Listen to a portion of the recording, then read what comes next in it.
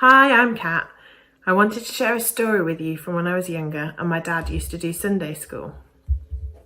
It was the run up to Christmas, so we were looking at the nativity story, as you do.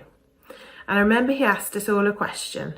Why was Jesus visited first by the shepherds and the kings? Now, we all ummed and ahed about this for a while, and you could see on my dad's face he was determined not to tell us, as he wanted us to get there for ourselves. So much so that this went on for a couple of weeks. Then one Sunday morning, he asked us again, why was Jesus visited first by the shepherds and the kings? Someone shouted, because one was poor and one was rich.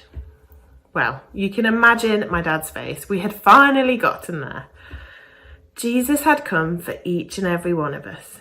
These visits and the people God chose to share the good news with first demonstrated that no matter what social status, background, or however many mistakes we think we may have made, we are all loved and welcomed by him.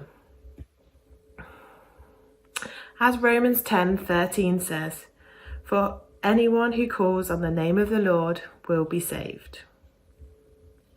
This realization really stuck with me throughout the whole of my life. And one of the things I love about Jesus is that how he impacts our lives in different ways.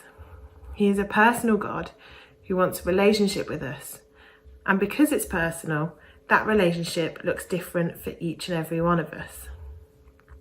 So I thought the best way to help explain this was not just to hear from me, but to hear from some others.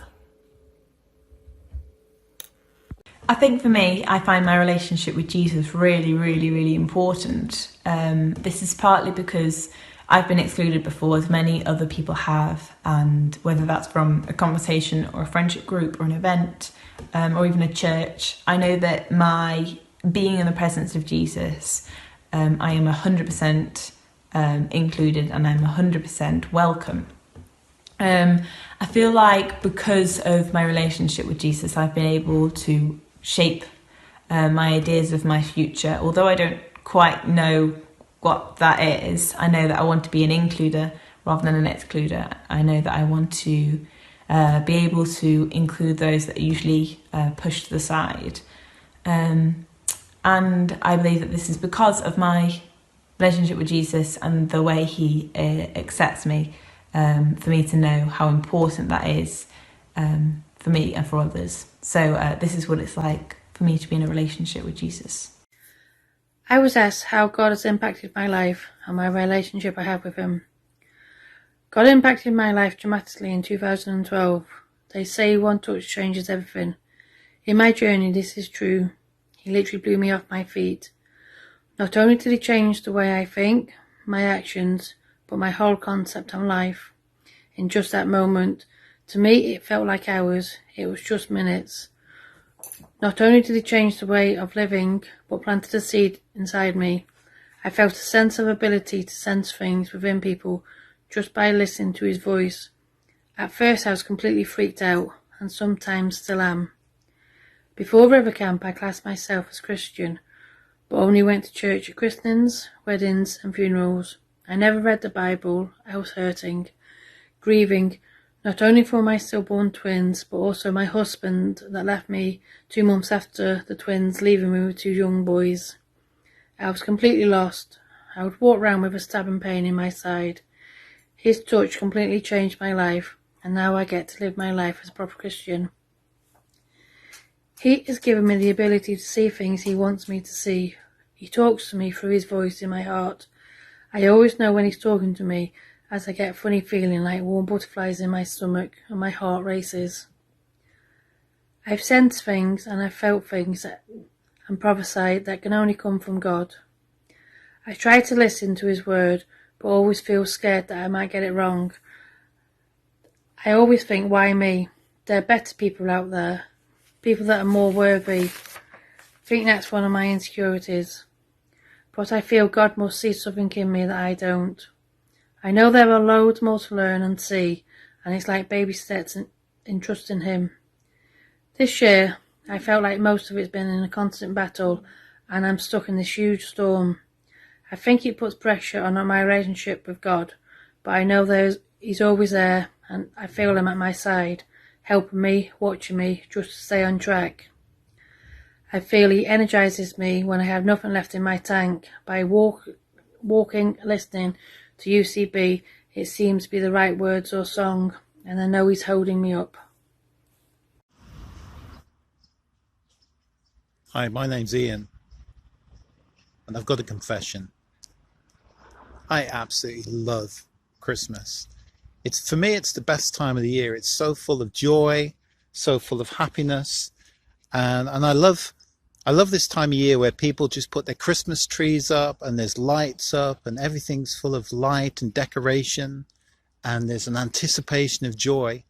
And I've got great memories of my childhood Christmases, including the cats climbing up the tree every morning, playing with the baubles, and then pulling the tree down. And the tree would go up, and the tree would come down. The tree would go up, the tree would come down. So that was kind of fun as a kid.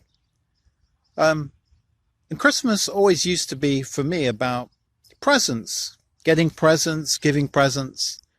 And then there came a time where somebody actually gave me a Bible, and I actually began to read the Bible. And that book changed my life, because I found about the real meaning of Christmas was actually the birth of Jesus into this world, that God gave his son. And one of the verses in the Bible talks about Jesus being Emmanuel, and that name means God with us. And you know, for me now, Christmas is still about giving gifts, receiving gifts. It might even still be about cats pulling down trees and us having to put them back up again. But the real meaning for me, the one that has the deepest meaning, is God giving his son, bringing his son into the world to be Emmanuel, God with us. And that phrase, God with us, it just encourages me so much.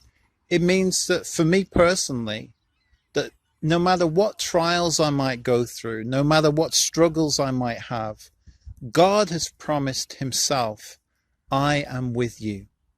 Christmas is Emmanuel, God with us. God with me, God with you. So whatever trials you're going through, whatever struggles, I want you to know there's somebody who cares. God is with you. He's alongside you in everything. Whether you feel it or understand it, it's a truth.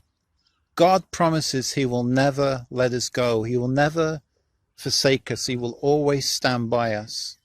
And whatever problems and difficulties I might be facing, or you might be facing, there's one who cares, one who is alongside us, and one who promises to carry us through these problems. There's hope. So that's what Christmas means for me. Someone is with me. God is with me. He's by my side.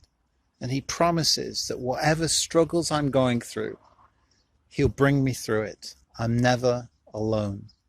So be encouraged. Enjoy your Christmas.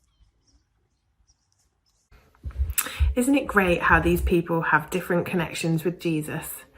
Lily talks about not wanting to exclude people, but instead follow the example of Jesus of including everybody, just as he demonstrated with the shepherds and the kings at his birth.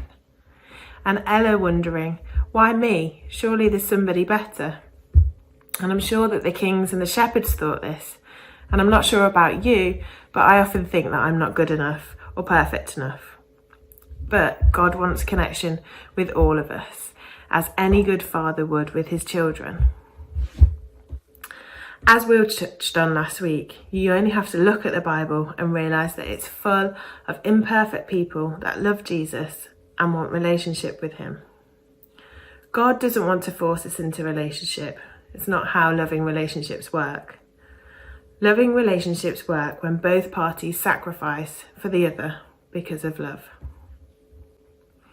And as Ian said, this is the crux of the Christmas story. God sent his only son into the world as a baby to be given for us so that we could have this amazing relationship with him. All we have to do is ask him into our hearts.